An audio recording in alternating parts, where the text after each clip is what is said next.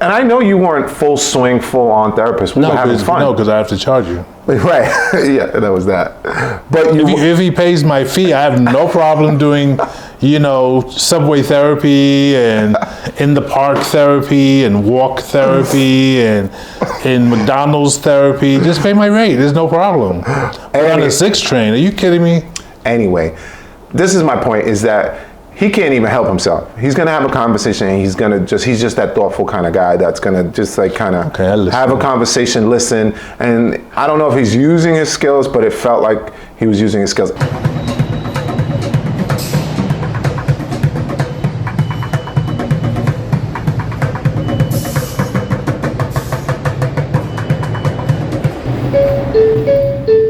Welcome to 6 Train Therapy. I'm DJ Mayday. And I'm Professor S, your psychotherapist to the stars. AKA Stephen Welch. AKA Keeper of the Mind Stone. You see that? You can't say clot. You can say bumba, but once you use a clot, it's a problem. I'm trying to tell you. Well, it is what it is at this point. Sure, go ahead. So today I wanted to touch on something a little different. Like I think the premise of this show is kind of important. The premise or the context? Premise. The premise of the show. The premise of the show is kind of important, and the history of how the show came together. Yeah. So I think it's important for a few reasons, so you can kind of know where we're coming from, and it does lead to the premise of the show. So Professor S and I, Stephen Welch, by the way, right? We met on the train. 6 train. 6 train in the Bronx, Pelham Bay line. Yeah, 6 train. Yeah, that runs from the Bronx to Brooklyn. Yeah, it goes all the way through, warrior style. Right. But I think the important thing is that it's not. It was like the details to it, how we met. So like for instance, you know how you get on the bus and you see the same faces every morning because everybody's going to work usually at the same time. You see the same people. Then you tend to say hello. Right. And then before you know, you just do the nod. You do the black man nod. What up? With the brown man? Exactly. The brown man nod. But for us, it was particularly like ironic because we would literally get in the elevator together, go down together, walk to the same bus stop together, get on the same train together. And we get off together. And we got off at 33rd Street. 34th Street. 34th Street. 34th? Yeah, 34th, 33rd. Okay. So you worked a block away. Across the street. I was in the Empire State Building, and I was directly across the street. Yeah, so we saw each other every day. Yeah, so it was like the sun was bouncing off your bald head, and I said, "Well, who's that?" Oh wow, he's got. That's not even true. That's not even true. He's got a bald head like mine. That was not even true.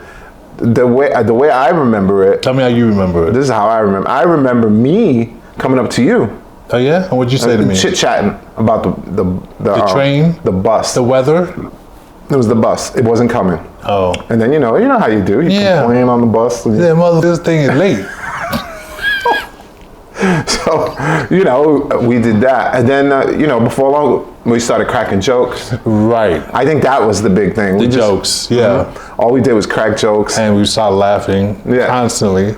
Constantly. Right? And then, we would have conversations, and I noticed that they were not just surface. Right. They got deeper into like who we were. Right. And, you may have to edit this part out. But we ended up talking about his wife. Yeah. And their relationship. Yeah. And then he realized, what I do for a living. No, wait. Before we get to that part. Okay. Like, there was a long time where I didn't know. That's true. No, that's true. I don't know if it was intentional. A long time. Yeah, I don't know if it was intentional that you didn't tell me what you did. Okay. Or whatever. It didn't even matter, I guess, because we were just, coincidentally meeting. Yeah. So I didn't know what he did for a long time, but we would have these great conversations. Right. About everything. Yeah, everything. You know what I mean? Yeah. And the issue was though, we would laugh so hard that we would have to stifle our laugh, and I would have serious stomach cramps from laughing because of the ridiculous. We both have like a ridiculous side.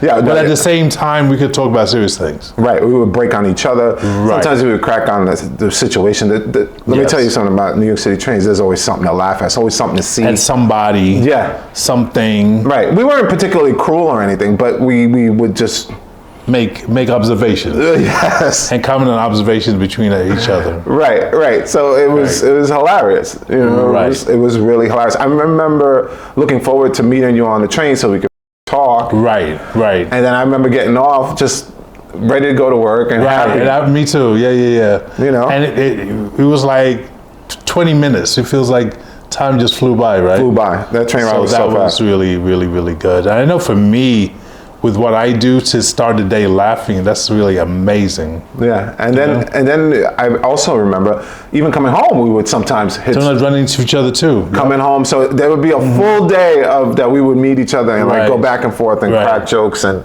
talk deep. How did we agree to come to a channel? Well, that comes later. That comes later. But I also wanted to say I had gone to therapy before. Okay. You know, did it work? Not really. Again, I was probably atypical, you know, black, brown person. Like, yo, come on, man, what are we doing here? Oh, okay. Like, what are we really doing here? You know what I mean? So I had that attitude. So my sessions were definitely tainted initially with that thought. Oh, that's interesting. I didn't know that. Right. So I was that atypical. Would you when you say atypical, what do you mean? I mean like your average, like, you know, Bronxite, like, man that's like, nah, man, I ain't got. So you mean like you're like unique? No, you're saying you're just atypical, like typical. Average, you're like average Joe. Average Joe. So therefore, for the Bronx. So therefore, the therapist, there's no way that he could. No way they could really work. Was it she or he? It was a she at the time. So she could never like relate. Your thing is that they can't relate to you. Right. They can't relate to me, and they're like, come on, this ain't even really gonna help. Oh, okay. Like, what is this? This is nonsense. I mean, I think we. So why did you? Well, I don't want to out you. Why'd you go? Where? Why? Can you talk about it? You don't want I mean, no, things, you know, life in general. We just had some kids. It's always a good thing. Yeah, you know, me and my wife wasn't necessarily all the way getting along, trying to figure all that stuff out. Right. You know what I mean? So I thought, you know, whatever. But it was not. I kind of wrote it off after that. Right, okay, got you. Until I met you and we started talking. Right. And at first it was truly just a friendship, and I was like, all right, this is cool. This is fun. But I also shared that I was in therapy too. Because as a therapist, did you know that? No, not at the time. Do you know right now? Do you know? Yes, I know now. Of course I know now. I think we mentioned that a few times. So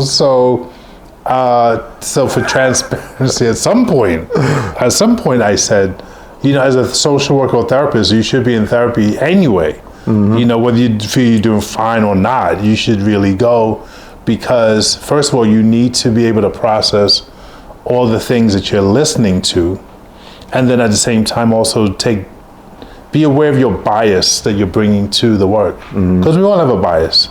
So it's important to work on yourself. So the other aspect of it, I'm just going to keep going, you know, full transparency, and I kind of want to get that story out. I feel like it's important to the show. Okay. Also, when I was on the train with you, I started thinking differently. And I know you weren't full swing, full on therapist. We were having fun. No, because I have to charge you. Right. Yeah, that was that. But if he pays my fee, I have no problem doing, you know, subway therapy and in the park therapy and walk therapy and in McDonald's therapy. Just pay my rate. There's no problem. We're on the 6 train. Are you kidding me? Anyway, this is my point, is that he can't even help himself. He's gonna have a conversation, and he's just that thoughtful kind of guy that's gonna just like kind of have a conversation, listen. And I don't know if he's using his skills, but it felt like he was using his skills. You're like, oh, you don't want to. Well, I'll give you an example. Like there was a time where my kids, my oldest was like maybe 5 or 6 at the time, and I said, me and my wife had gotten into a fight. And she was so cute. She came over and kind of broke us up, and then we stopped fighting and this and that. And you said to me, that's not That a good. kid, that's not good. A kid shouldn't have to break up their parents' fight. Right, and I don't even think in those Yeah. terms. I thought, oh, isn't that cute? Like, all right, and it helped, and like, no, that's not good. Right. So it was a perspective that he was putting on my life that I was realizing for the first time. Right. And that was a big one of the big ones that I'll never forget. But there were also tons of other ones. You know what I mean? So, and in part for me, it was like connecting with a neighbor. Like, even though we live in a huge complex, you don't really know your neighbors. right. In many ways, you don't know them. So I got to know you in a more intimate way, in a more organic way. Right. As opposed to like we go to a residence meeting or some other kind of meeting that has to do with our complex. So this was really cool. Then I got to know your wife, I got to know your kids, and then Christmas, and got to know your brothers, and so on. The whole thing. But also too, it was. You got to meet my son. Yeah, I got to meet your son. You know, we got the full backstory, but we also had a cast of characters that sometimes we would kind of pick up along the way. I don't want to say. Okay, somebody. Yeah, I don't want to say their names because I don't know if they're comfortable. Oh, okay, yeah, I think I know you. So you know, we would also pick along the way. So it was so much fun. It was so engaging, entertaining, and educational, and it helped me grow a lot. So, me being like an artist and creative person, I brought it to his attention before the pandemic, like, hey, why don't we do this? That's right, before the pandemic, yep. Before the pandemic. Right, and then I realized that, and then I said, I don't know if I said it then, I thought that was a great idea because that was something I've always thought about, somehow wrapping mental wellness and education. Right. And so when you said it was like, yeah, I'm down, let's do it. Yeah, and I used like my DJ equipment, and the audio came out good, but it wasn't an ideal way to work. So, but and we grew from that, and we're still growing today. And let me tell you, when before the cameras come on, and then when the cameras come off, we are still having those same six train like conversations, personal stuff. So I just wanted to give Stephen his flowers, us our flowers, right, for kind of growing the origin story. Yeah, the origin story, and it's important, and I just wanted to illustrate like someone like me who didn't want to do this, who's not about that life, that therapy life. You know what I'm saying? Like really kind of letting go and kind of picking it up as I go along. I mean, it's been over 10 years, but wow, is that long? I think so. Wow. So I mean, that's crazy. My oldest was like 5 or 6 when that thing happened. Plus, we bonded over being black and brown. Yeah. In New York, in the Bronx. Yes. Right? Like that was a whole nother thing because that was part of the other theme of doing this podcast, was also putting it in the context of the black and brown experience. You know what I mean? So I came in the 70s, you were you were still a concept to your you were still a concept, right? You were concept. No, I was born in the 70s, but I wasn't a full grown man. I was fully grown. But I was a fully grown teenager. Yeah, but I think the origin story of us is important, and to give us a context of why we do this. And I'm gonna be all the way honest and say that doing this is also a way to steal time with my friend. You know what I mean? Right. And keep that going because he no longer travels into the city. So yeah, I'm working from home, and that's a whole like another mindset, mind game, and a kind of almost like a horror story. But if I do nothing else on a Sunday, I will do the podcast. Right. And before I do the podcast, I look like mierda, which means shit in English. And by the time I'm camera ready, dude. Yeah. I'm like, you would never know that I had crumbs on my shirt. Eating bonbons and things slipping from my mouth and French fries and White Castle. All right. And White Castle.